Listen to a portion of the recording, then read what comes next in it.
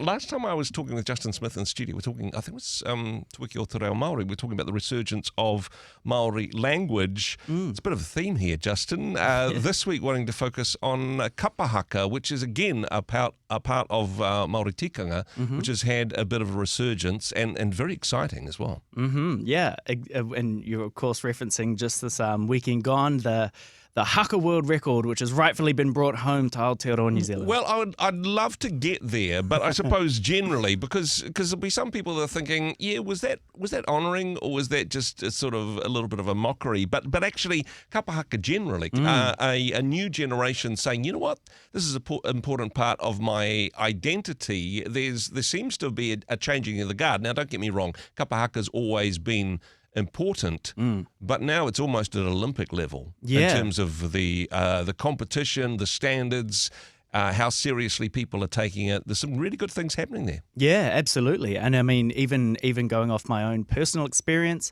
I led a lot of the Kapa Haka groups at school, when I was younger. And I think we did a really fantastic job. And I've now, some 21 years later, had the privilege of seeing my children through the exact same schools, doing the exact same thing, leading their Kapa Haka, but it is just levels ahead. I was going to say, I'm sure you did your best back in the day, Justin. Oh, that's great. But I'm not sure you'd be worthy to compete on the stage with, not just young people, but the standard, the competitive nature. There's some fierce haka happening at the moment, right? Oh, 100%. And even, one of my own cousins was part of Te Whānau o Apanui, who are the reigning champions from Te Matatini, just been in 2023. Yep. Tickets for Te Matatini 2025 have just released. They sold 2,000 in an instant. Yep. That's going to be down in Taranaki, New Plymouth next February. All super exciting. Kapa Haka in this day and age has just really come into its own, and it is just so incredibly powerful when you get to experience it at that level. Yeah. My son, who's in high school earlier this year, had Polyfest and performed there, did a full bracket, and it just was the most incredibly moving thing to watch him alongside all the other boys at his school, perform just authentically raw, but incredibly not just powerful, but emotional too, because especially for us Māori, one, it's performative, two, it's expression, but most importantly, three, it's identity and an opportunity to live out, the cultural aspects of identity in a way that's just, like I say, powerful and emotional. It is really exciting to see, and a wonderful celebration of Te Ao Māori. Is it just for Māori, though, or can us Ngāti Pākehā get in on the action for this one? What do you think? Yeah, that's a really interesting one. And, I mean, this is something that I kind of have really, and I'm still processing, especially on the back of this weekend with this Haka World Record, because like I was saying to you off air earlier, I sort of went to that event with the expectation and the understanding of what I'm currently immersed in, with Kapa Haka. Yep. Like I said, my son is at high school. One of his subjects is Te Ao Haka. They have an entire subject which, replaces some other choice subject, and they get to just perform haka. It is at a really high level. So I went to this event sort of with that level of understanding and expectation, and obviously that's not at all what it was. Yeah. And I was sitting in the stands, and my two sons and I sort of looked sideways at each other and went, for us, based on that level of expectation, understanding, and where we're at personally with high-level Kapa Haka, it was slightly underwhelming. However, for the general populace, and I'm referring purely just to this specific one instance and event, there is a huge number of people who have spent years, decades even, watching the All Blacks perform kamate, at various amazing events, and have never actually had the opportunity to do Kapa Haka at school or anywhere else. So as an extension of invitation to say, hey, why not come and be a part of this thing that we do here in Te Ao Māori that you see the All Blacks do, no mai, haere mai.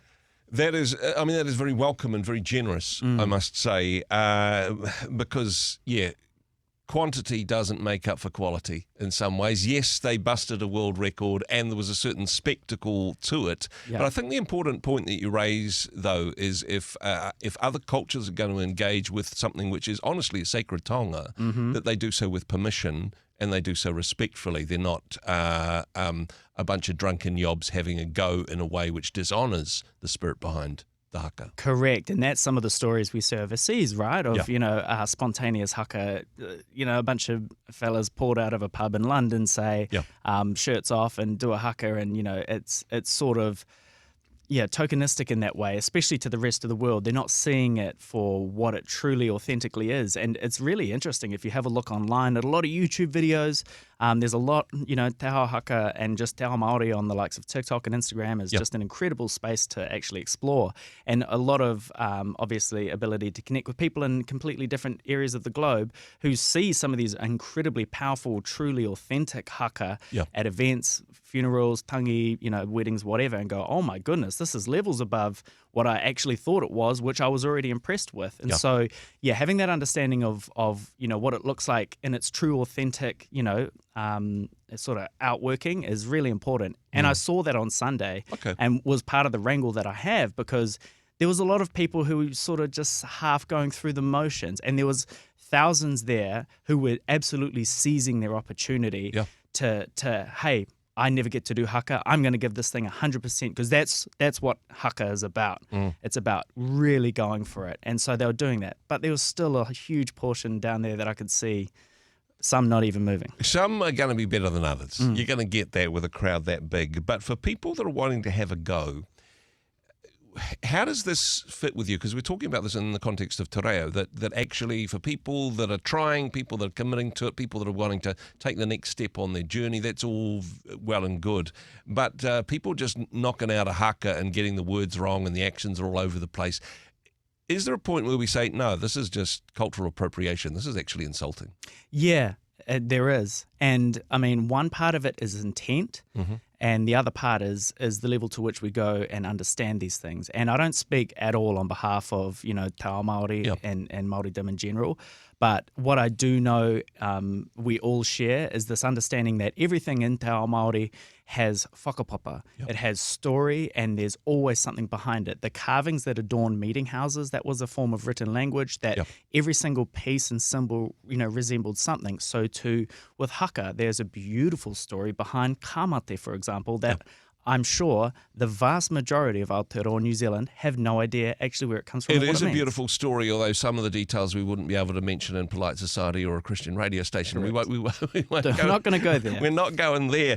The other thing, just briefly before you go, Conan O'Brien getting involved with this. This went from, yes, this is big. We're filling Mount Eden. It's breaking a record. But to have an international celebrity of that level involved with it, what's your thoughts?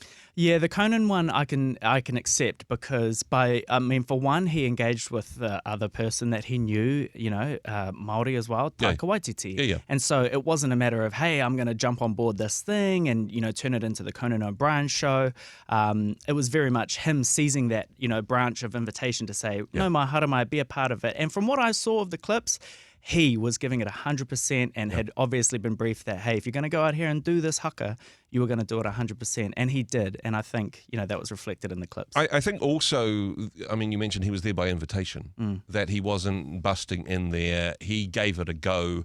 I think he mentioned in the socials that, hey, this is just how they welcome me in New Zealand. So, a little bit tongue-in-cheek, as you'd expect from a late-night talk show host. But hey, taking something which we can celebrate as a nation and projecting that onto a global stage, certainly some good things in amongst it, right? Yeah, 100%. And at the end of the day, if you go anywhere and do the haka, and if you have, invitation or have the ability to do so authentically and understand the whakapapa of it, what it is that you're doing, then the rest of the world will see that and go, he's from New Zealand. Hey, thanks very much for joining us in the Rhema studio. Thanks very much for watching the interview. It's kind of nice to have an audience, actually. And if you did like what you watched, then do give us a like, do give us the thumbs up. And if you'd like to see more interviews like that one, or perhaps even better, subscribe and those interviews will come straight to you. Don't forget to turn on your notifications, and we'll see you in the next one. Cheers.